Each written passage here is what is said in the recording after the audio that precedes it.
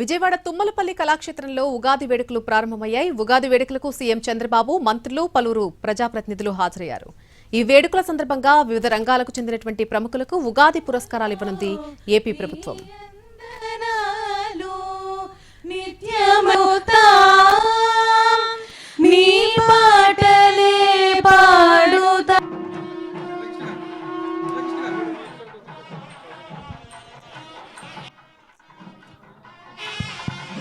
ధన్యవాదాలు.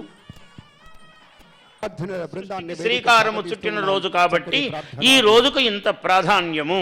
లేవగానే ఏం చెయ్యాలయ్యా ఇవాళ అని అంటే ఒక అద్భుతమైన అభ్యంగన స్నానం, ప్రతి గృహ ధ్వజారోపణం. చూసారా వేదికంతా మంగళ తోరణములతో ఎంత బాగా అలంకరించారో.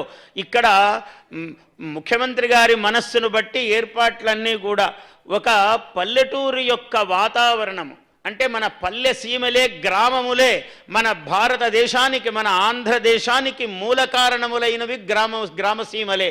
అందువల్ల ఒక చక్కని పల్లెటూరుని అలంకారం చేశారు ఇక్కడ. ఆ పల్లెటూరులో ఓ రచ్చబండ దగ్గర కూర్చుని అందరూ పంచాంగ శ్రవణము వినటం అన్నది ఒక అనూచానమైన గొప్ప ఆచారము.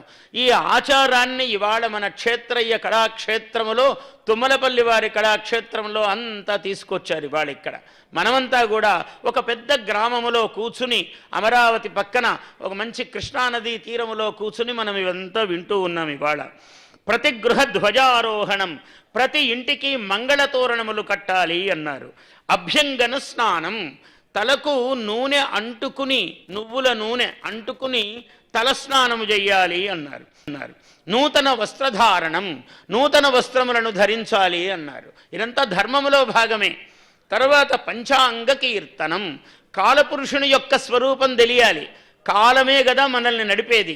అటువంటి కాలస్వరూపుని యొక్క అనుగ్రహము వినటము. అదే సమయములో నింబపత్ర అశనం అన్నారు. ఈ 6 రుచులు, కొత్త మామిడి, అట్లాగే ఇవాళ కొత్త మామిడి అంటే పులుపు, దానిలో వగరు కూడా ఉన్నది.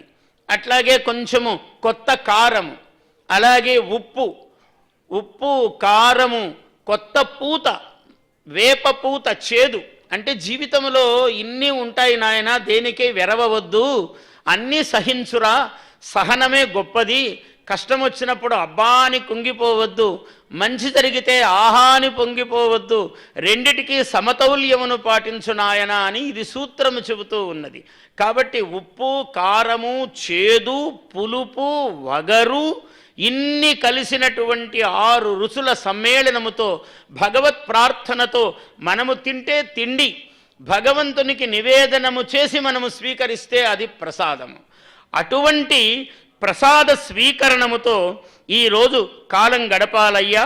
ఏవం మాతృ పితృవందనం దేవ గురు సేవ అని అన్నాడు. అంటే తల్లిదండ్రులకు నమస్కరించి, అట్లనే అందుకే అద్భుతంగా తల్లికి వందనం అని పెట్టారు. ప్రభుత్వం ఎప్పుడు కూడా ప్రజలకు ఏది మేలు కావాలో, ఏ విధంగా మేలు జరుగుతుందో, ఉత్తమ సంస్కారాలు ప్రజల మనస్సులో ఎలా నాటాలో అది ప్రభుత్వం యొక్క కర్తవ్యము. అది మన ప్రభుత్వం చేస్తున్న పని. కాబట్టి మాతాపితృ దేవ గురు జన సంసేవనం ఏవం వత్సరారంభ క్రియా సర్వ సంపత్ ప్రదాయిని భవతి అన్నాడు. ఇలా ఈ వత్సరారంభ క్రియ సర్వ సంపత్ ప్రదాయిని అవుతూ ఉన్నది అని మనం ఇవాళ ఈ పంచాంగ శ్రవణమును ప్రారంభిస్తూ ఉన్నాం. ఈ ఎంత గొప్పదయ్యా విశ్వావసునామ సంవత్సరం. నేను కవిని కాబట్టి నాకు అవధానని ఇది కూడా అలవాటే మధ్యలో. అంటే సర్వరంజకముగా, మనోనురంజకముగా, కేవలము శాస్త్రము శుష్కముగా చెబితే అంత ఇంపుగా ఉండదు. దానిని అందంగా చెప్పటమే మా వంటి వాళ్ళ పని.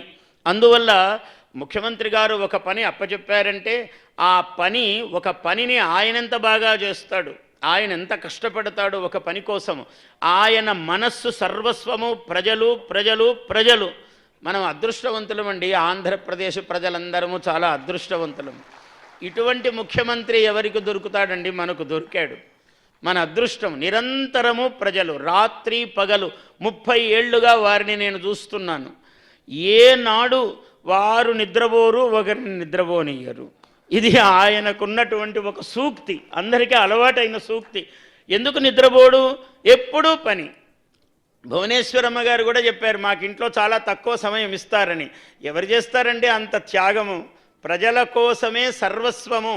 అనుక్షణము ఆయనకున్న బుద్ధి, ఆయన ప్రతిభ, ఆయన మేధాశక్తి, ఆయన కాలము సర్వస్వము, నిరంతరము ప్రజలు అని ఆలోచించటం. ఇట్లాంటి ముఖ్యమంత్రి దొరకడం అదృష్టము కదా, మనమంతా పుణ్యాత్ములము కదా, ఆయన్ని తెచ్చుకున్నాము.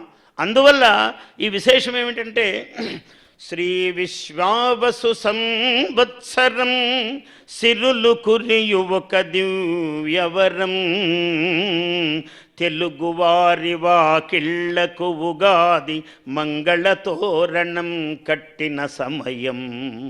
మంగళ తోరణాలు. ఈ సంవత్సరానికి, విశ్వావసునామ సంవత్సరానికి విశేషం ఏమున్నది అంటే, తత్ర రాజా తత్ర దివాకరో హి భగవాన్ మంత్రి మధుశ్చంద్రమాహ. ఇక్కడ రాజు కర్మసాక్షి అయినటువంటి సూర్యుడు అయ్యాడు. కర్మసాక్షి అయినటువంటి సూర్యుడు రాజు అయ్యాడు ఈ సంవత్సరం. కర్మసాక్షి అంటే ఏమిటి? ఆయన ఒక్క క్షణం ఆగడు. చంద్రుడు సూర్యుడు ఇద్దరు అట్లాంటి వాళ్లే. ఎప్పుడు ఒక్క నిమిషం ఆగకుండా, విశ్రాంతి లేకుండా పనిచేస్తూ ఉంటారు. అటువంటి ఆయన, సూర్యుడేమో రాజు అయ్యాడు, చంద్రుడేమో మంత్రి అయ్యాడు, సైన్యాధ్యక్షుడేమో శనైశ్చరుడయ్యాడు. చూడండి, సైన్యాధ్యక్షుడు కొంచెం ఒకటి మీదికి దూకుడుగా వెళ్ళడం అంటే వెళ్ళడు. ఆయన కొంచెం ఆగి ఆలోచించి అవతలి వాళ్ళ మీద ఏమైనా చేయాలంటే ఆలోచిస్తుంటాడు, చంద్రబాబు గారు లాగానే. ఎందుకంటే ఆయన కూడా చంద్రశాసనుడు.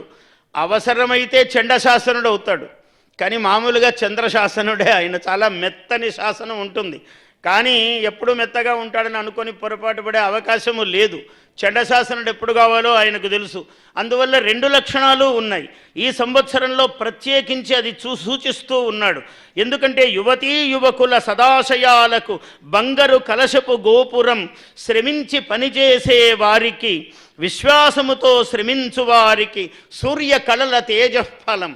ఎవరైతే విశ్వాసంతో పనిచేస్తారో, శ్రమతో నిరంతరము శ్రమిస్తారో, అటువంటి వాళ్లకు ఉత్తమమైన